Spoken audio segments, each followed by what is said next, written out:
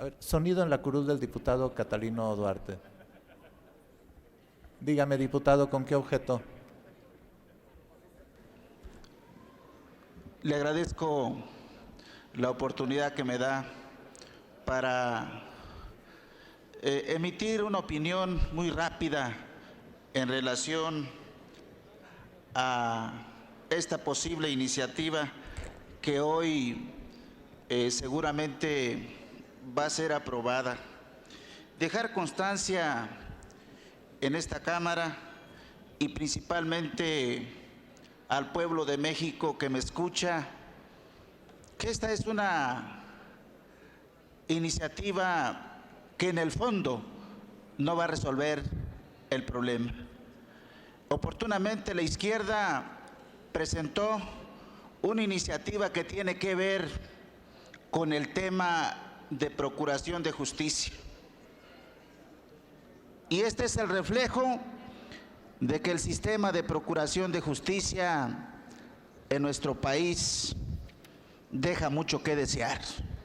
Yo espero que las fracciones parlamentarias, tanto de Acción Nacional, del PRI, de Nueva Alianza, del PT, de Movimiento Ciudadano, le entremos verdaderamente a una reforma integral de la Procuración de Justicia en este país.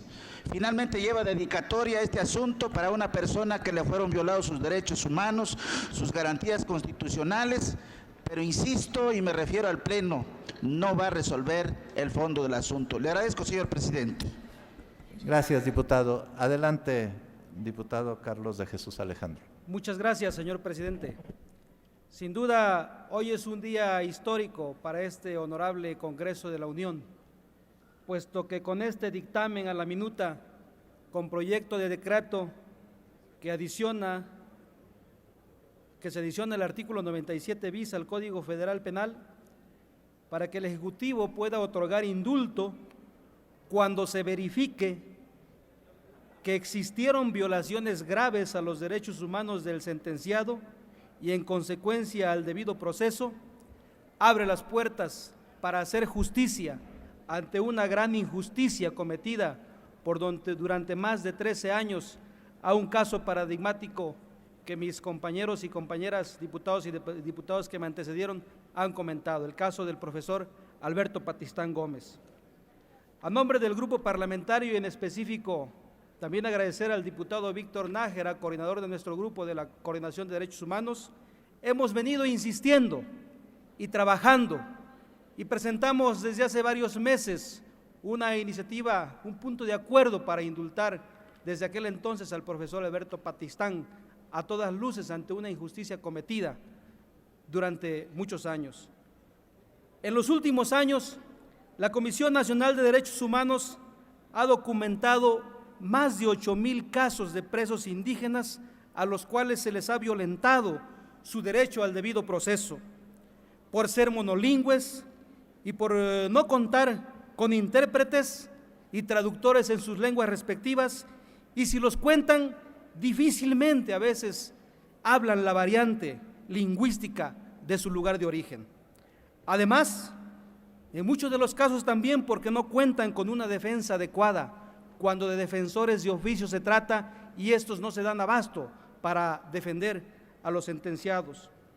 Igualmente, la Comisión Nacional de Derechos Humanos manifiesta que el Estado mexicano es responsable de que no se cuenten con jueces, ministerios públicos y defensores públicos con conocimientos de los usos y costumbres, de las especificidades y de los contextos socioculturales de los indígenas, del dominio de su idioma que se habla en cada una de las regiones del país, tal como lo señala el artículo 2 constitucional, que para que la población indígena acceda plenamente a la jurisdicción del Estado, deben de tener el derecho de contar con traductores en lenguas indígenas, los internos y procesados indígenas. Hoy, la aplicación armonizada, contenido en el artículo 2 constitucional con el primero, obliga a las autoridades a guiarse en su actuación por los principios de interpretación conforme y pro persona para lograr que los indígenas tengan acceso a la plena justicia que imparte el Estado mexicano, atendiendo en todo momento a la pertinencia cultural de las comunidades indígenas y de la identidad a la que pertenecen. De estos 8,000 presos indígenas en nuestro país existen casos paradigmáticos por las evidentes violaciones a los derechos y las garantías del debido proceso, contraviniendo los estándares internacionales mínimos en la materia. Desafortunadamente, esto representa una práctica sistemática y reiterada en este estrado mexicano, y no un caso aislado, lo que aleja al Estado mexicano de un sistema de justicia acorde al rostro pluricultural y plurilingüe de nuestro país, como está consagrado en el artículo 2 constitucional. En este contexto, podemos citar algunos ejemplos, como el caso de los indígenas Alejandro Díaz Antís, Antonio Estrada Estrada, Miguel de Mesa Jiménez, quienes han sido incriminados, procesados y sentenciados en delitos que no cometieron, lo que evidencia la violación a su derecho al debido proceso, por lo que diversas organizaciones civiles se han pronunciado por su liberación. Y el caso más paradigmático, repetimos, es el caso del profesor Alberto Patistán Gómez, quien lleva más de 13 años injustamente encarcelado en el estado de Chiapas. Cabe destacar también otro caso reciente paradigmático, como es el caso de los compañeros de la Coordinadora Regional de Autoridades Comunitarias, mejor conocidos como la Policía Comunitaria, que lleva un ejercicio de este derecho de más de 17 años en el estado de Guerrero. El caso también paradigmático de la compañera hermana Nestora Salgado García, quien fue aprehendida por el Ejército y la Marina sin orden de aprehensión y condenada a una incomunicación por varios días. Hoy es la fecha que sus familiares se quejan que no tienen comunicación cotidiana con ella, contraviniendo también su derecho.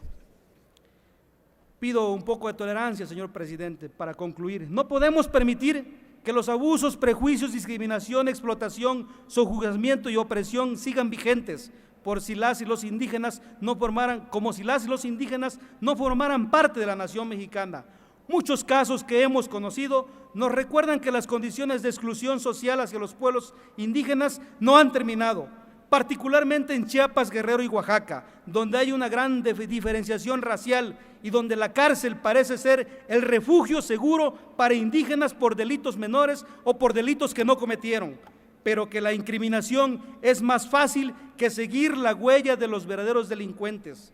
Sobre el documento que nos ocupa hay que señalar que la representante en México de la Oficina del Alto Comisionado de las Naciones Unidas para los Derechos Humanos se ha pronunciado también a favor de este dictamen, pues cumple con los estándares internacionales en materia de derechos humanos, como el Pacto Internacional de Derechos Civiles y Políticos en su artículo 9 y la Convención Americana de Derechos Humanos en su artículo 7. La representante de la Oficina del Alto Comisionado agrega además que el proyecto de decreto está en consonancia con el contenido de la importante reforma constitucional al artículo 1 en materia de derechos humanos de junio de 2011, que consagra el derecho a la reparación por las violaciones a los derechos humanos. Hoy, repito, esta honorable Cámara de Diputados haremos justicia sin duda al votar a favor este dictamen, donde sin duda también superaremos una gran injusticia cometida en contra del profesor Alberto Patistán. Por las anteriores consideraciones, el voto de nuestro grupo parlamentario será a favor. Es cuanto, señor presidente. Gracias, diputado.